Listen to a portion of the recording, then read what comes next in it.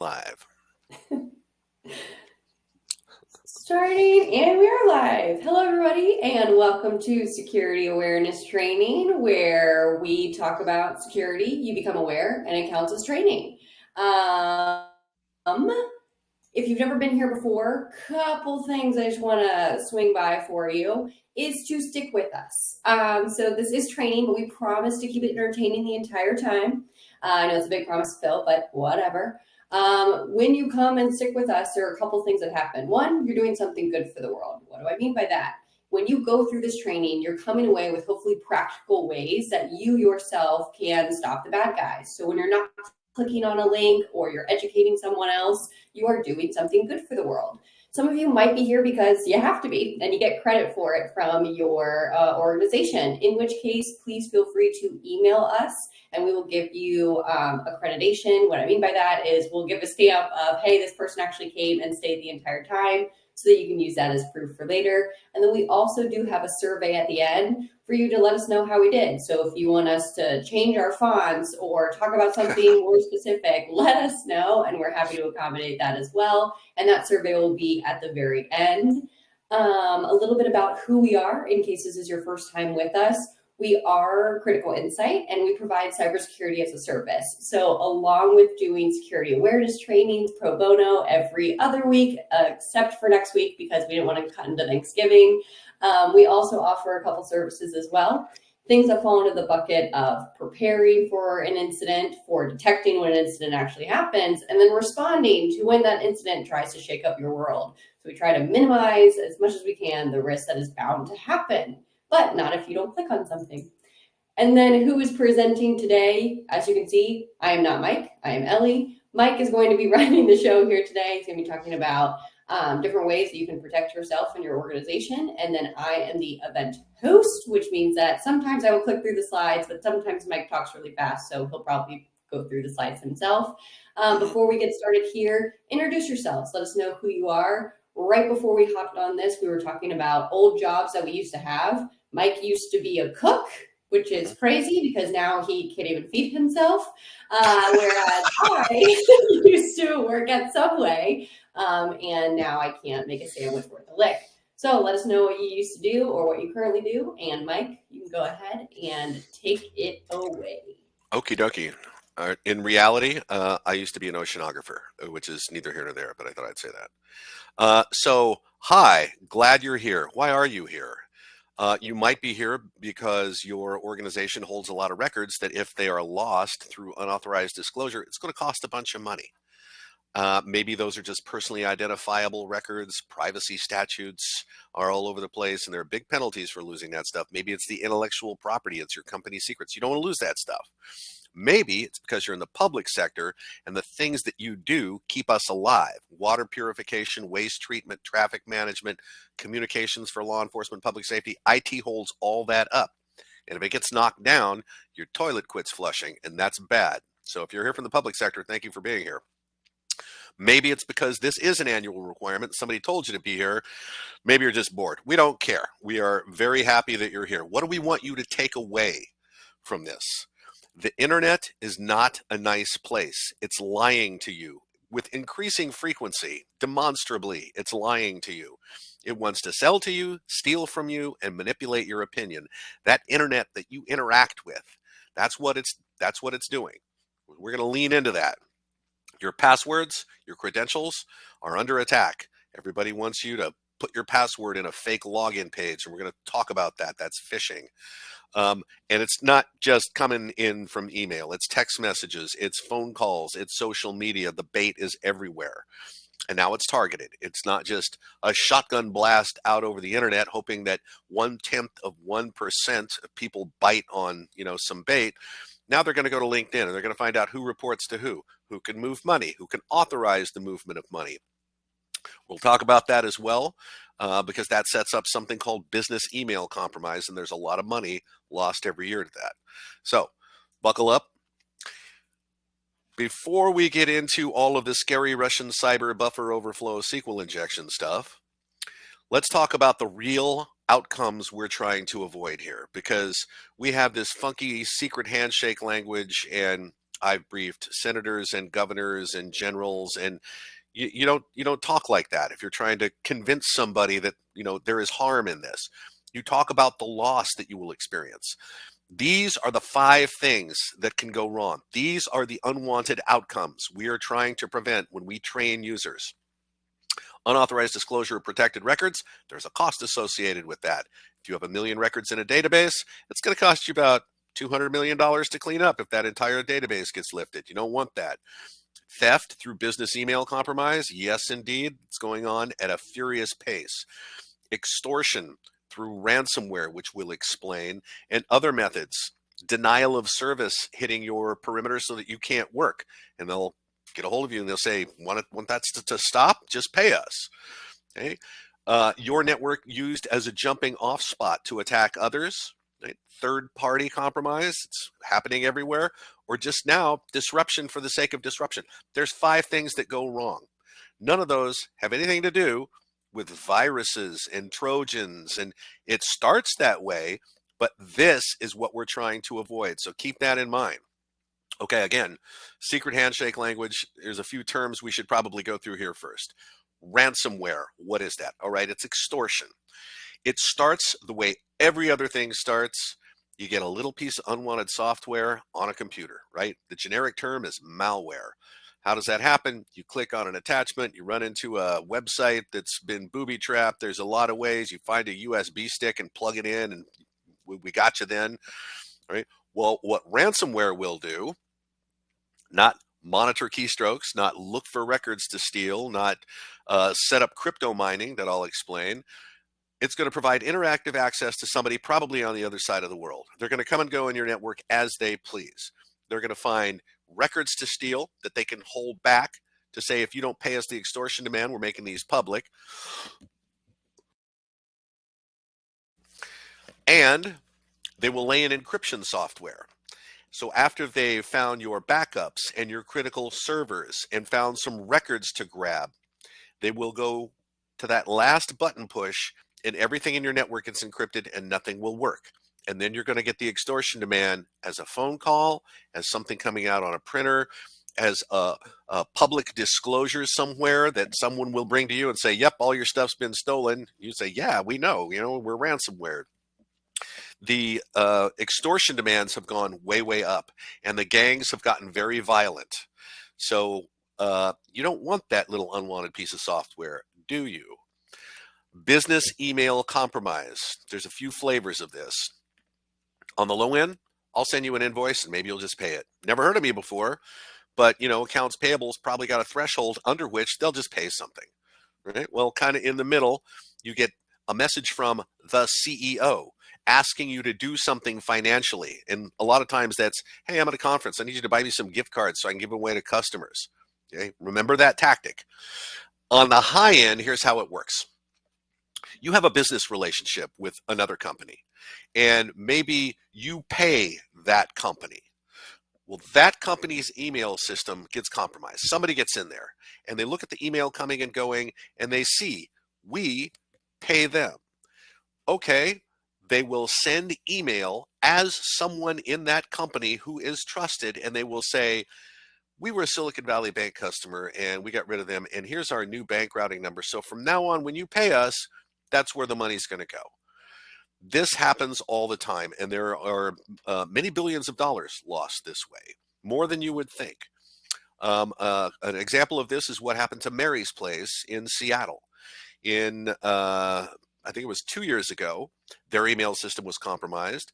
Someone sent email to the city of Seattle saying, the subsidy that you support us with needs to now go to this new bank routing number. And nobody found out till $800,000 later. Okay, that's business email compromise. Cryptocurrency mining. This one's a little weird because when that little piece of unwanted software gets on your computer, it will go to work trying to solve a cryptographic algorithm. And when it does, it mints a coin. And the miner gets paid for a coin.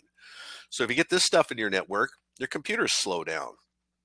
It can be a little disruptive to your processing operations. This problem kind of comes and goes with the value of cryptocurrency. And since it's very high right now, this problem has come back. So again, we're trying to avoid unwanted pieces of software that do bad things. Okay, let's talk about how they get in, because there's a few ways here. What we're going to leave out is somebody clicked on a bad attachment that was booby tracked, because for the most part, those are being laundered out of email fairly well right now. All right. But exploiting vulnerabilities, there's been a real shift to this. What does this mean? It means you have a piece of software, some server facing the internet, and something has gone wrong with that software. And they've released a patch, and you need to apply that patch and probably restart that service so that somebody can't crack that problem open and grab control of your computer. Let me give you an example. A long time ago, a person named Eric Allman wrote a program called SendMail. It was the original mail transport agent. Not what you type your email into, but when you say send, where it goes. That server will contact the destination server, and they all do this stuff. Okay, well, he's coding this up, and he says, well, now I need a variable for sender address. Sender address is never going to be more than 255 characters, so I'm going to give it a 255 byte buffer. What happens at character 256 or 712 or 1462? You overflow the buffer. And if you get that offset just right, you can put your choice of executable code into the running stack of the computer, and you now own that computer. This happens all the time. There have been global events where a very popular piece of software has gone bad, like Microsoft Exchange, and the race starts. You got a patch before they find you. And now they're getting very fast at that. In fact, in the Exchange problem that we had 18 months or 2 years ago, the report was that the scanning for vulnerable servers started in 5 minutes. All right, so how do you avoid this? You apply your patches, you do your updates. If you're a home user or, for your phone, you know that this stuff happens. Microsoft pushes patches down on you and then it says, okay, now it's time to reboot. If you look at the lower right-hand part of your tray on a Microsoft computer, if there's a little orange dot down there, it means you need to reboot. You need to activate those patches. Your iPhone is just going to get nasty. It will just say, okay, look, I have been asking you to reboot and now go ahead, go to sleep, because when you wake up, you got a brand new phone. Android and Linux, which are essentially the same operating system, you need to review the admin settings and make sure that those things are set to auto update.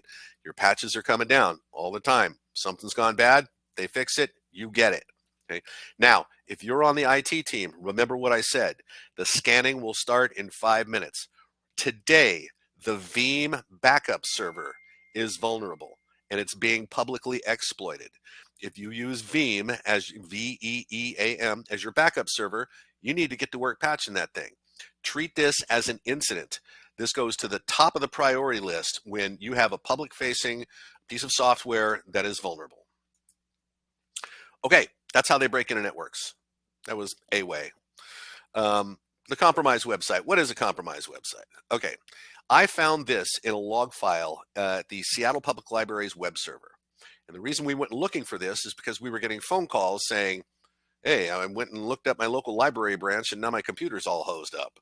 We go over and we find this. All right, well, the first thing you think of when you're looking at this is, hey, that's hexadecimal encoded. Let's hex decode it. Okay, let's hex decode it. Here's what it really says. Okay, so they obfuscated the way that they put that in there so that we couldn't find that through automated searching of log files to find stuff like this. See the little part in red there?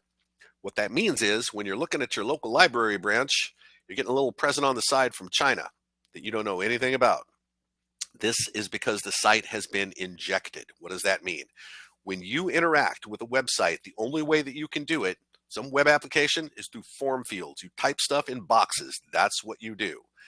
Okay, well, if an application is a well-formed, mature application, it's going to take what you type into that box and it's going to say, oh, wait a minute. Is this well-formed? Any special characters? Does this match the pattern of an attack? No, okay, database, give them what they want. If it is not a mature application that uses something called server-side input validation, you can type direct structured query language commands right here into those form fields and pass them straight off to the database. This happens all the time. Hundreds of thousands of sites get injected all the time. Site that was okay yesterday might not be good today. How do you avoid this? Don't go hitting links that appear in email and other messaging vehicles that don't have any context. Somebody just sending you a link out of the blue, don't hit it. Just don't. Here's what's going on in the background. There's a couple of victims there on the left. They went to a couple of legit sites and were immediately redirected back to all these bad destinations. Right? This is the kind of thing that's going in the background when you run over one of these sites that's been injected and it's been rigged to take you over. Okay, that was the booby-trapped website. Now, credential theft and abuse. Now, this is rampant right now. It's dialing down a little bit in favor of vulnerability exploit, but it's still a bad problem. So what's phishing? It's presenting you with a fake login page and hoping that you're going to type your password into it. That's really what it is. And you can see the rise in sites that Microsoft calls phishing sites and the corresponding drop in sites that push malware on you. Why is that? Because the control that will reliably fail is the one between the ears. Okay? There is nothing like American gullibility these days. So you got to watch out for this stuff. If something pops up and asks you for a password and you're already logged in and you didn't expect it, stop what you are doing. Look very carefully at the information in front of you. Ask a question if you need to, and you're probably just going to delete and move on. Here's another way that credentials, passwords, are abused. There are databases of stolen credentials all over the place. Okay, Yahoo lost 1 billion passwords when they were going through an acquisition, which did not help their valuation. We have those 1 billion passwords. You can get those 1 billion passwords. And if I try every one of those passwords with your account, I will eventually get a hit. Because while there's an infinite number of passwords and passphrases that you can concoct for yourself, there's a top 100 that many people use. If you're on this call and your password is 123456789, congratulations, you're at the top of that list. Right? So credential stuffing, using all kinds of passwords against your account. Also, if you've shared a password and that password shows up in, some dump of passwords that was stolen, they'll try that password with your Bank of America account, Amazon, PayPal, etc., to see if you shared that password, if you've reused it in other places. And if you have, they're going to get you. There's a special way that this credential stuffing works where you can try every user at an organization with the 1 billion passwords. Password number 1, user 1, user 2, user 3, didn't work. Password number 2, user 1, user 2, user 3, didn't work. The benefit for the bad guy there is this is a low and slow attack, and nobody has 3 login failures in 5 minutes and gets locked out of the network, calls the help desk and says, hey, what's going on here? All right. Now this stuff, credential stuffing, is also all over the place. It's involved in a whole lot of what we call initial access vectors, how people get into networks. So credential stuffing. Here is an example. This is me. Jake, who is not here today, and I do a lot of podcasting, video, whatever it is, and we talk about things that are going on, China and Russia. Well, apparently the government of China and their minions took umbrage with that. And so here are login failures that I was getting every 20 seconds for a week, coming from Kuwait, Moscow, a couple of places in China, India, and there was just no end. So it was a global network of computers that were all trying passwords against my account, and it just went on and on and on. So it's a good thing if you have an authenticator app on your phone, look at recent activity just to satisfy yourself that this is not happening to you. If it is, tell somebody. Okay, now, so we looked at vocabulary, we've looked at ways they get into networks. Now let's see what the bait looks like. First of all, there's things about you, me, us that are cognitive biases that help these folks out. They know that they can pull certain levers and you are more likely to act. So things like current events that are fascinating everybody, things that are in the news, right? The war is going on right now. A fake news article with a link, right? How about that authority bias? Hey, I got this from the CEO asking me to do something. Okay. The discounting, free trials, limited time remaining, things like that, that sense of urgency. These are all used to pull your strings to get you to do things. All right, look at that stat at the bottom. Over 90% of attacks begin with a phishing email. Okay, well, that phishing email could say something about current events. It could look like it came from the CEO. It could be, hey, there's a free offer, but there's a limited supply left. All right, here's an example of business email compromise. I got this from the CEO, whose email address is not chief_exec.officer1 at AOL.com. That's not, they're not even trying hard. All right. Now remember, I said there's flavors of this. This is kind of that middle flavor. I'm arranging some gifts for the staffs. Okay, there's a little grammatical problem there, but set that aside. I suggest an Amazon gift card coupled with a personal note from me, and a dinner would be perfect. The CEO is asking you to buy gift cards. Remember the tactic. When you see something like that, your eyes should immediately go up to the return address on here. It says, caution, this came from the outside. That's not Garrett Silver's address. Delete, move on. Remember the tactic.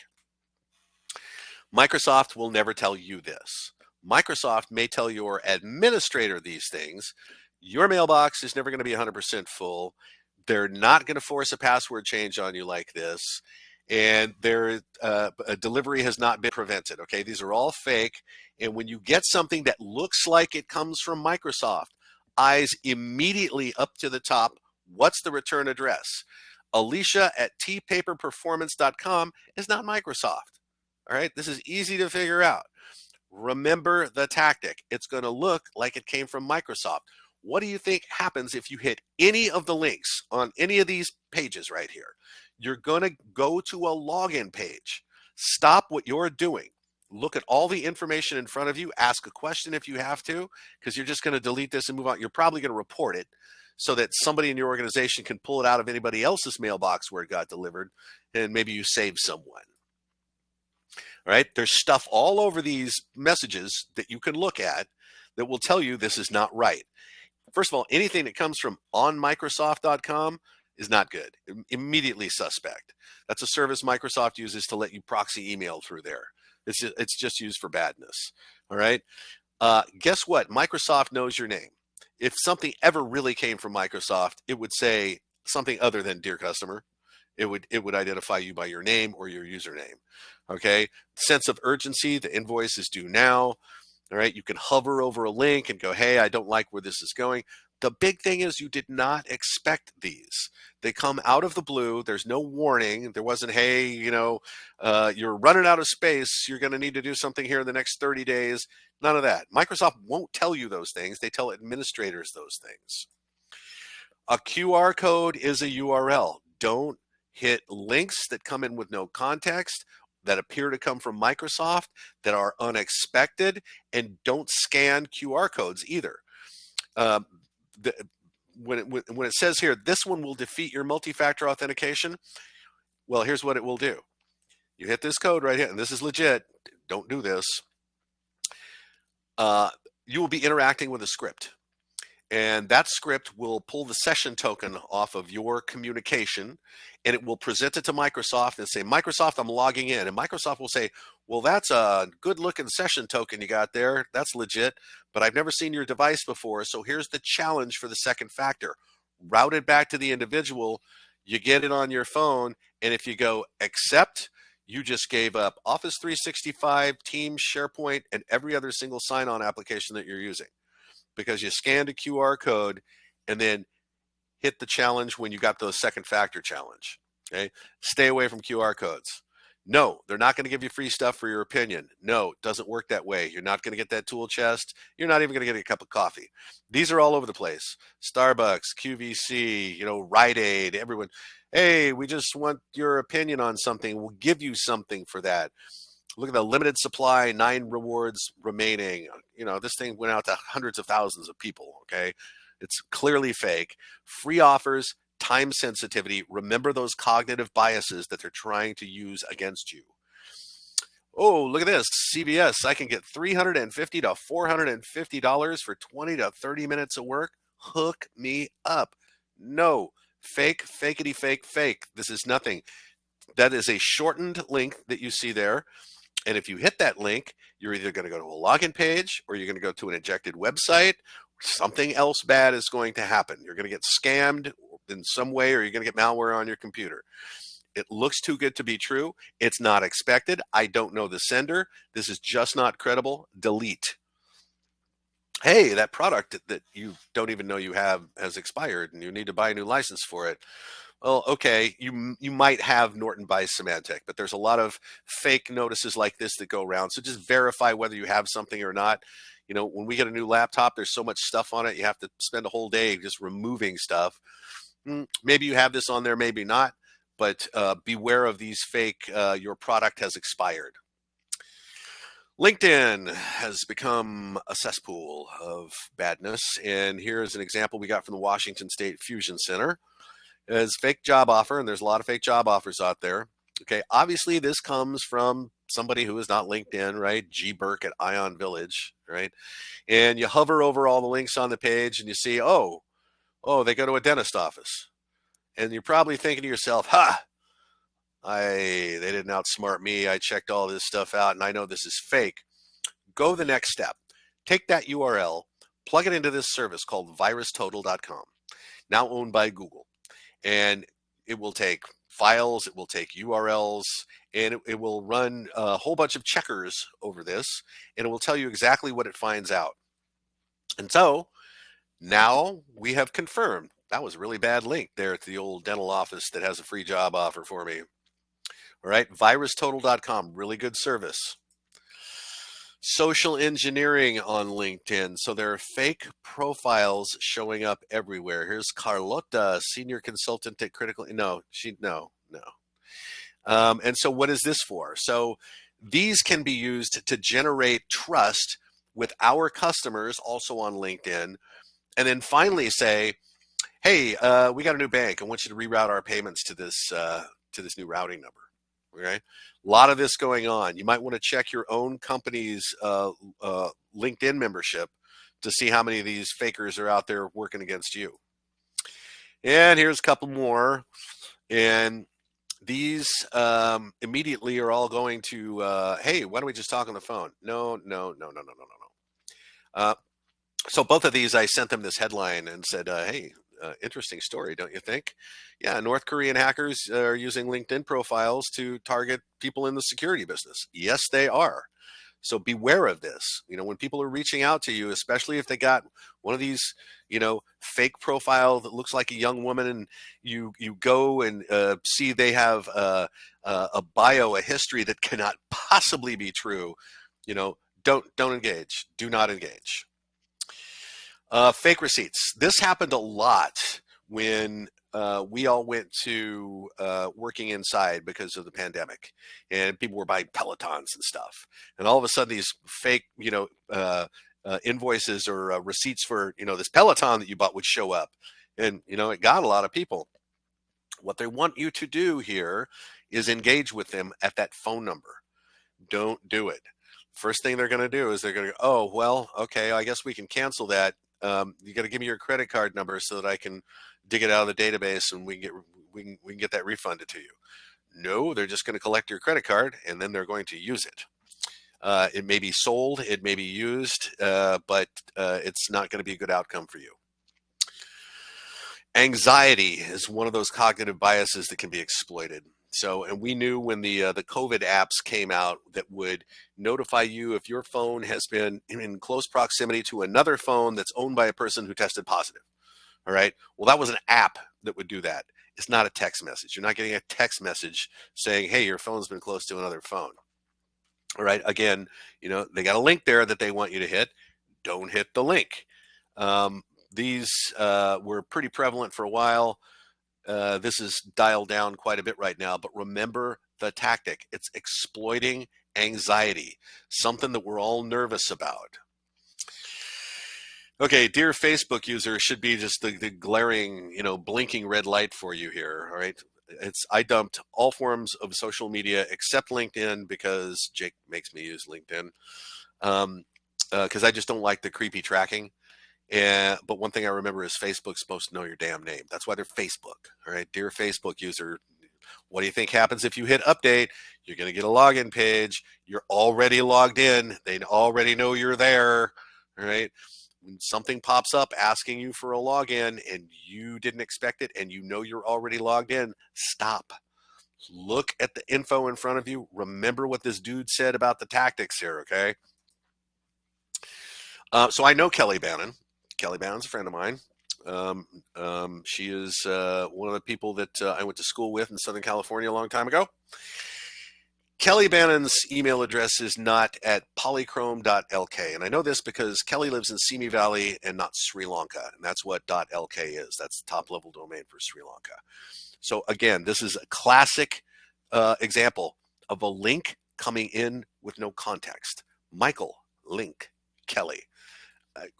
Don't hit this stuff. Just don't.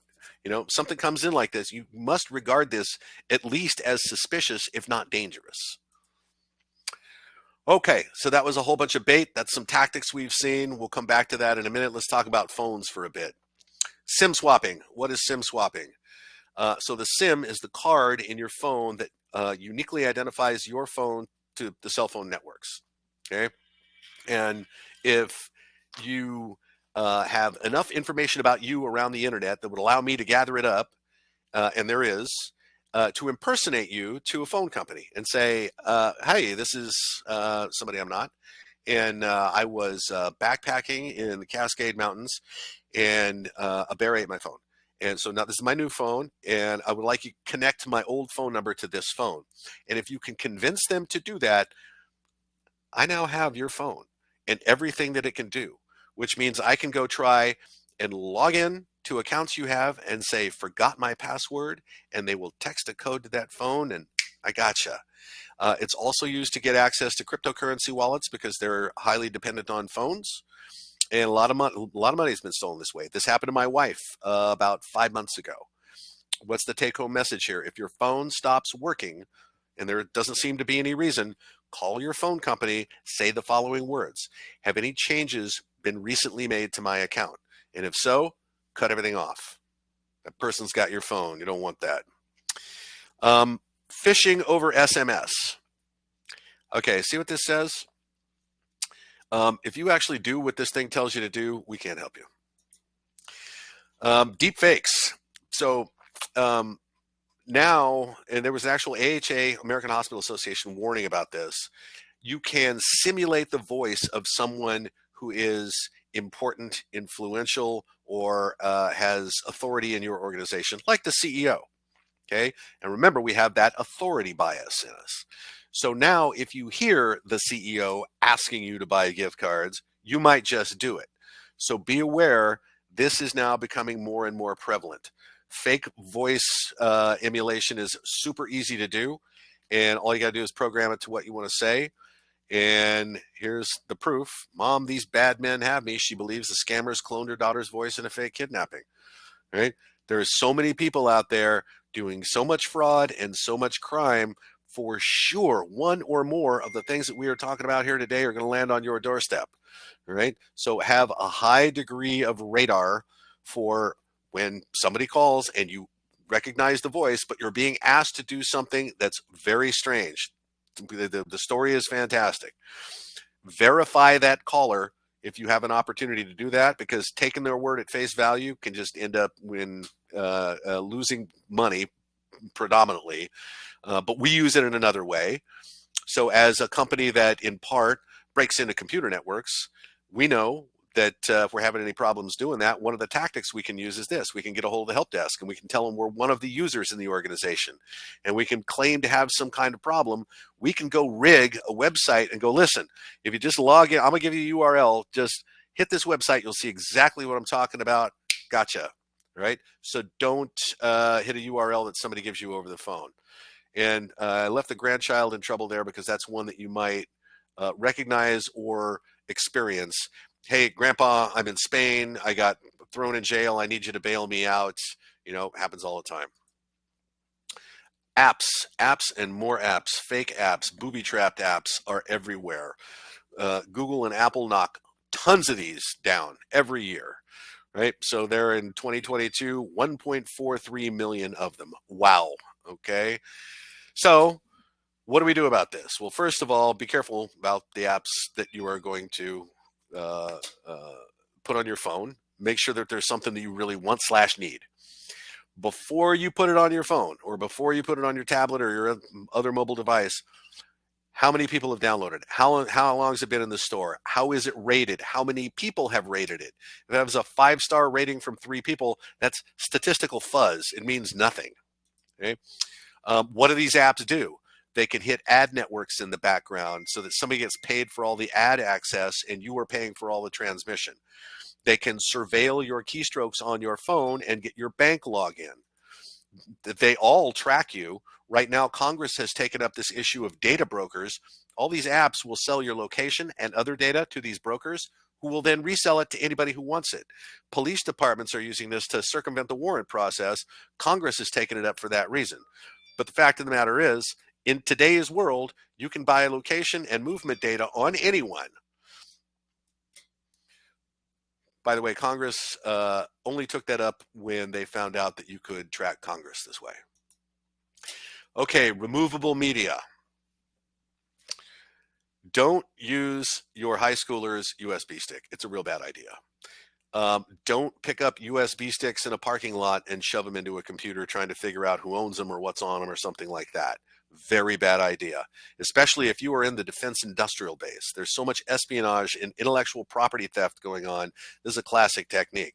It's real easy to just sprinkle these USB sticks around, have somebody pick them up and jack them into a computer, and auto run the malware there, and you got them. In fact, that's another tactic that we use when we're breaking into networks. It's a real good idea to use one single USB stick. I only use one. I had one for a long time that I used, and Jake borrowed it once, and I said, "Okay, this is now yours. I've lost custody. I can't prove that this thing has been secured, so now it's Jake's." And I did leave him a little present on there. Also, when you go to conferences and they're giving away USB sticks from vendor tables as swag, don't take them. They're all made in China. And today there are more than 100 companies, I think, that the federal government is prohibited from doing business with in China because of the surveillance technology that they put into their electronics. The FBI warned recently about something called juice jacking, where you go to a charging station at an airport and you plug your phone into that. You don't know what's on the other side of that USB port. And that stuff came from China. It's just a real good idea to use a wall adapter when you need to charge your phone. So just remember to travel with one. Okay, miscellaneous, my favorite stuff. Okay, speaking of China, everybody's seen ads for this company Temu, which is trying to be a competitor to Amazon, and they are selling stuff really, really cheaply because it's direct manufacturer to consumer. People did a deep dive into this, and yes, they're selling cheap stuff. They're trying to push an app real hard onto you to get you to use their app. Don't use their app. It's better not to even use a website to go buy stuff from these people because they're scarfing all kinds of information. The theory is what they're really monetizing is all the data that they're collecting. Right? So this company did a deep dive into their app. And here's the quote: "Our experts identified a stack of software functions that are completely inappropriate and dangerous in this type of software. Temu uses them all." So if you're a Temu shopper and you have that app on your phone, take the app off your phone. The advance fee scam. Okay, everybody's heard of the Nigerian prince, right? This is really called an advance fee scam. It's also called Nigerian 419. Why? Because 419 is the penal code, the statutory code in Nigeria for fraud, and that's what this is. So yes, a lot of this comes from Africa, and it's got a lot of flavors, a lot of variants. I'm in the army in Syria, and I have this barrel of money we're trying to get back in the country. We are moving a pallet of gold from Thailand to China, and we need somebody with your logistical skills to help us get this done. I am a widow, and I want to give away my fortune before I die. I'm terminally ill, and I need you to help me designate which charities it goes to. And you get this out of the blue. And what you will notice is, for the most part, these come to undisclosed recipients. They want you to interact. They want you to email them back and go, "Hey, well, this sounds like a really great offer. How'd you find me or whatever?" And what you will find is when you reply, it will go to a reply to address, not the one it looks like it came from, a different address, right? It'll have some fake, from address, and you reply and it goes to Gmail. All right, that's a dead giveaway. All of these variants do the same thing. They're going to start asking you for money. I need to pay a bribe. I need to go to the other side of the country. We've had trouble getting shipping arranged. Blah blah blah blah, and it just never stops. I know people that have been wrapped up into these for years, and it's very, very difficult to help them break away because they have to admit, and psychologically, it's really hard to do, that I was fooled. I have given away all this money for nothing. It's very hard for somebody to cross that line. So if you know somebody that's been involved in something like this, and it's romance scams, that's another one, right? It's just the money keeps going out, going out, going out. Help them if you know somebody that has been involved in this, and beware of these kinds of messages. All right, here's different variants, right? They're trying to convince me that this is somebody from the post office, and the grammar is horrible in there, but they attach this fake badge to give it that patina of realism. Do not be fooled, right? They will start asking you for money, and the U.S. Postal Service is not at gmail.com. Okay, so here is a Gen AI, right? Generative AI assisted advanced fee scam. All right, I don't want you to read that whole thing, but it's from this guy, Ron Conway, who is a billionaire, who is a philanthropist, who is giving away his money. All those things are true. What I cut out of here was a couple of links to Forbes articles talking about this guy. And so you read through here, you read through here, you read through here. Hey, we're going to do this great thing. And there in red, there's the money quote right there. The purpose of this is very straightforward. I have directed 500 million to just give away to individuals that I send email to. No, no. You will be asked for money. It's probably, okay, I'm going to send you an ATM card that's got, $200,000 on it. You have to pay the processing fee for that, and it's $150, right? That's how that will go down. All right. I'm showing you this because now we can't rely as much as we did on grammatical mistakes and form letter looking stuff that sounds just outrageous. This sounds very believable, and it's backed up with links to real articles in Forbes magazine. So watch out. Our level of awareness of this kind of thing has to come up. So remember, these are advance fee scams. They're going to ask you for money, and you're never going to get anything from them. YouTube comment scams are out there. So I am not a musician. I am a drummer, which means I hang around with musicians. But if you are a musician, you probably know this guy, Rick Beato, because he's got a great YouTube channel. What makes this song great? 20 greatest guitar intros, drum fills, all kinds of stuff. And so not just Rick, but anybody who is a content producer and has got a channel somewhere, there's comments after their video or something like that.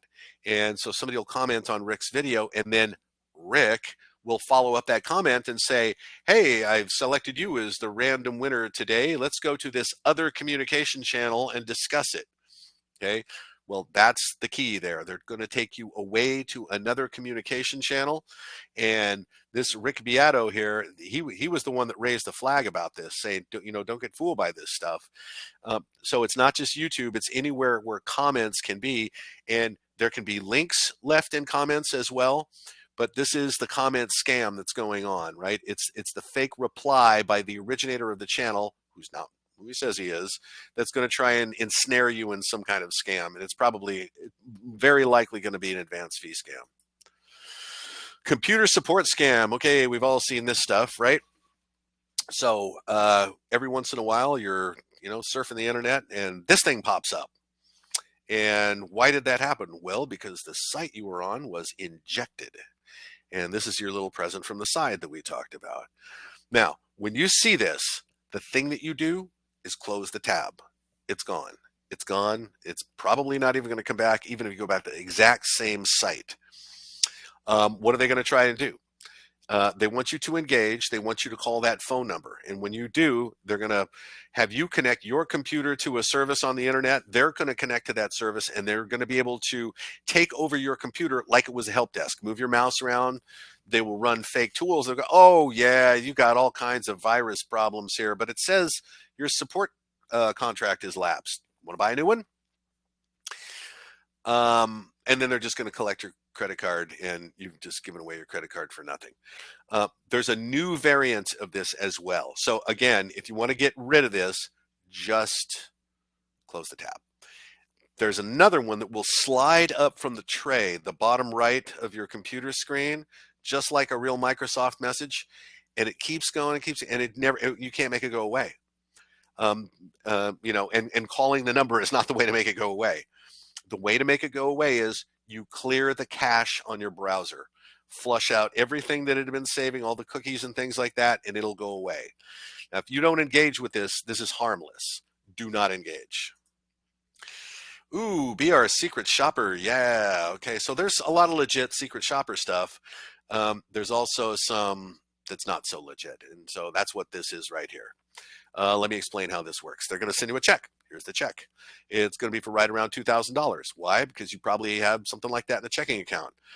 And they're going to give you instructions. They're going to go, okay, take this money, and you're going to keep $400 for yourself, and then go to this gym and get a workout, and write us a report on the availability of gym equipment, cleanliness, friendliness of the staff, things like that.